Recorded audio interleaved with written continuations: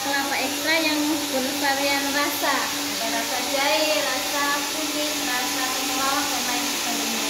Dan mari kita mengintip proses pembuatan tunik yang kali ini MK-nya akan dijelaskan langsung oleh pembinanya, oleh Bapak Arif Utohono dan Ibu Gandiari. Mari kita langsung lihat proses pembuatan tuniknya. Dan ini alhamdulillah kita langsung bertemu dengan Bapak Arif. Dia itu adalah seorang pemuda sukses, alhamdulillah, yang dari Desa Kutupan. Beliau adalah perintis tunik di Desa Kutupan. Alhamdulillah, jangkauan pemasarannya sudah sampai mana Pak? Dari Belanda sudah sampai, cuma kita belum mengekspor sendiri, kita masih mengikut orang. Sudah sampai ekspor Bapak. Ternyata tunik ini sudah melalang jauh ke negeri seberang. Nah ini kita lihat proses pembuatannya itu, mau dijelaskan Pak, ini prosesnya ini sedang memproses gula merah. Ya ini prosesnya ini dari petani. Kita petani kesel kita dari apa yang dari pembudayaan kita membudayakan petani untuk membuat gula semut.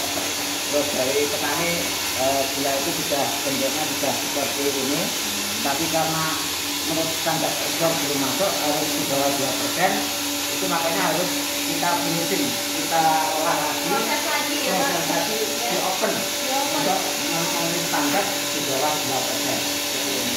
Setelah ini dari petani kita ayak lagi untuk menyaring kotoran-kotoran yang mungkin yang masih ada dari petani.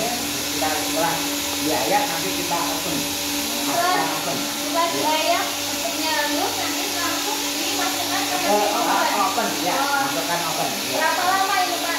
Kalau standar, kalau dari petani itu agak kering, itu mungkin kita 4 jam sudah bisa kita turunkan dari open, kita kemas lagi, nanti bisa diambil dari perusahaan. Tapi kalau dari petani itu kekeringannya masih basah, itu kurang lebih sampai 6-7 jam. 4 sampai 6 jam ya Pak, dalam oven ya. Open ya. Jadi bentuknya benar-benar sudah kering, kadar airnya sudah berkurang. Sekitar 2%. 2%. Ya. Jadi Pak Arif memprosesnya sudah bentuknya gula aren seperti ini ya. Iya. Kalau dari petani kan biasanya dari cetak ya Pak. Itu kalau dari petani ada 2, dicetak sama digerus. Kalau digerus jadinya seperti ini, gula semut. Nah, seperti itu. Jadi bentuknya sudah jadi gula semut, prosesnya halus ini ya Pak. Ini ya. Ini mesin pemrosesan gula semut, ini namanya mesin oven. Oven, ya. Mesin oven. Ini kapasitasnya kurang lebih 75 kilo. 75 kilo. Iya, satu ovennya. Itu ada 2 oven, berarti kurang lebih 1 hari kurang lebih bisa mengopen 150 kilo. Ini udah ada varian rasanya belum Pak? Kalau yang seperti ini nanti kita kalau yang kita diambil dari perusahaan itu original. Original. Nah, tapi kalau yang kita pasarkan di dalam negeri itu ada varian rasanya, ada 8 varian rasa. Jadi kalau membeli varian rasa itu dalam proses apa Pak? Nanti kalau dari oven? Varian rasa langsung dari petani juga. Kita sudah mengatur petani. Jadi nanti dicampur pada waktu memasak. Dari nyiram itu nanti dimasukkan juga ekstrak. Umpamanya ekstrak jahe dimasukkan langsung jadi satu. Diolah dimasak pada waktu pemasakan itu. Jadi ini udah ada rasanya ya Pak? Gulanya ini? Ya kalau yang ini kalau yang rasa memang ada rasanya, tapi kalau yang original ya rasanya seperti apa adanya, jadi rasanya manis aja. Kalau ini yang jadi proses rasa original? Original ya. Jadi sama ini sudah kemasan akhir ya Pak? Ya. Proses ya? Ya. Ini adalah salah satu yang sudah dikemas, alhamdulillah. Ini sudah lengkap sekali dan ada nomor prioritasnya, itu dan nomor PIRT-nya udah ada. Nah, semuanya insya Allah prosesnya secara bersih, secara alami, dan semua banyak juga alami, dari gula aren, kunyit, jahe, semuanya ada yang rasanya, dan semuanya diproses dengan cara bersih dan halal. Insya Allah proses ini terjamin kebersihannya dan halalnya. Jadi mohon pada Pak Kepala Komandan untuk senantiasa memfasilitasi apa yang akan dilakukan di Kota Kalimantan.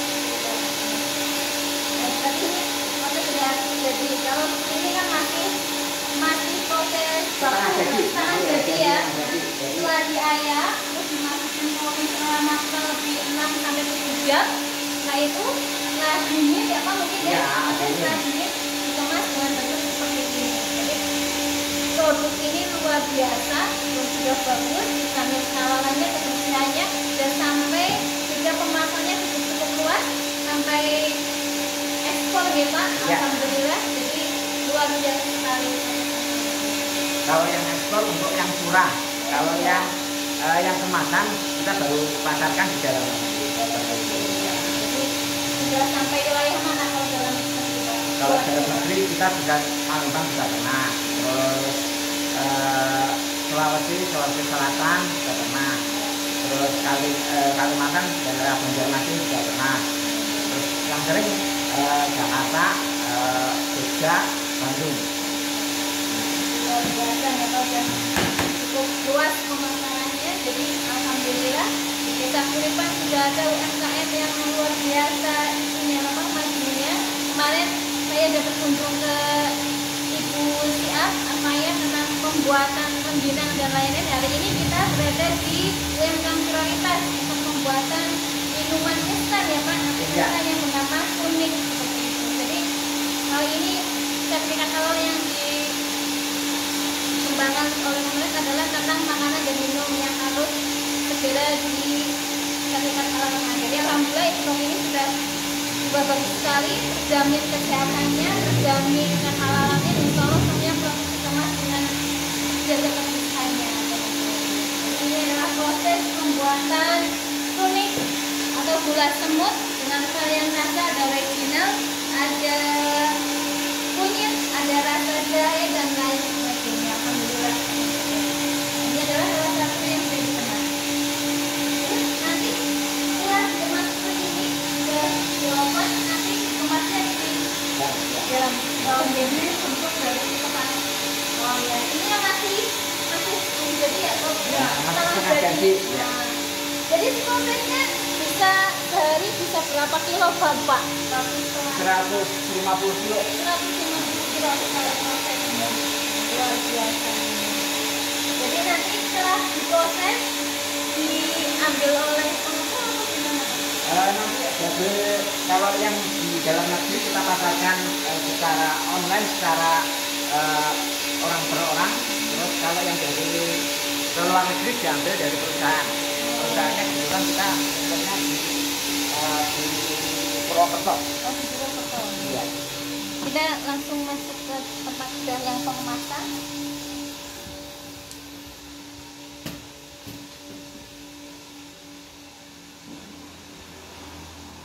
Dan ini adalah produk yang sudah dikemas. Nah, produknya kemasannya macam-macam ya Pak. Ada yang bentuknya botol toples seperti ini, ada yang plastik seperti ini. Jadi ukurannya berapa gram itu Pak? Ukurannya 250, kalau yang botol 300 gram. Jadi ini udah proses setelah di oven selama 6 sampai 7 jam. Setelah dingin kita kemas dalam bentuk seperti ini ya. Nah ini belum dikemas ya Pak? Kalau yang ini untuk curah, untuk yang diambil dari perusahaan. Yang ini yang perusahaan. Jadi selain ada yang dikemas juga ada yang curah ya Pak ya. Curah, kalau yang curah biasanya diambil perusahaan. Jadi kalau kita yang paling besar memang curahnya. Jadi curahnya sekitar kalau seminggu itu kurang lebih ya 1 ton itu.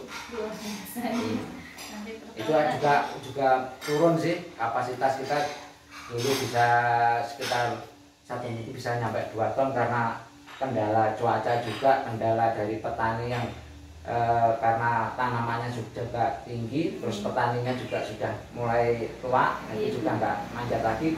Petani kita otomatis banyak yang sudah nggak menderes lagi, produksi lagi ya. Jadi kendalanya hanya seperti itu ya Pak. Selain kendalanya petani dan mungkin pohon yang kurang produksi ya, otomatis kan tanaman kalau tinggi juga risikonya juga besar. Makanya kita juga mengembangkan penanaman pohon yang kualitasnya juga lebih bagus. Jadi ganja endok tuh sekitar 4,5 tahun sudah bisa diberes. Kebetulan kita di belakang rumah Bapak itu ada, kita sudah mengembangkan. Jadi ini nama kelompok petaninya apa Pak? Dari daerah mana kelompok katanya menyebar di wilayah wilayah kita Kawanganten ada, Sumir ada, Karangtengkol ada, terus Cipari pun juga ada. Tapi Cipari kan sekarang juga mungkin agak jauh juga. Kalau nggak banyak juga kita juga nggak. Masanya kasihan juga sih kalau ngantarnya sedikit seperti itu. Jadi biaya transportnya lebih mahal. Terus juga dari Kroya, daerah Karangturi juga masuk juga. Jadi luar biasa nih kelompok tani ini udah menyebar sampai wilayah Cilacap, dari Cilacap timur sampai barat. barat. Iya. Alhamdulillah sekali. Yang demikian hari ini kita sekilas mengintip tentang pembuatan sunik atau gula kelapa, ekstra jahe dan lain sebagainya hari ini dengan Bapak Alit Gitowono dengan Diguriban UMKM Prioritas. Insya Allah UMKM ini adalah UMKM yang luar biasa, sudah terjamin kebersihannya, halalannya, dan insya Allah ini produk yang sangat bagus untuk kesehatan dan untuk kemajuan kita. Mudah-mudahan kita senantiasa memperhatikan apa yang kita konsumsikan untuk kedepannya. Ibadah kita harus juga memperhatikan karena kebersihan yang halalan ini. Amin. Terima kasih Bapak Alit atas kedatangannya. Semoga nanti kita bisa difasilitasi untuk pembuatan halalnya seperti itu. Insya Allah mudah-mudahan Bapak Imam Kabronis selaku kepala Kementerian Kabupaten Tetap selalu memfasilitasi apa yang kita kembangkan saat ini. Terima kasih. Wassalamualaikum warahmatullahi wabarakatuh.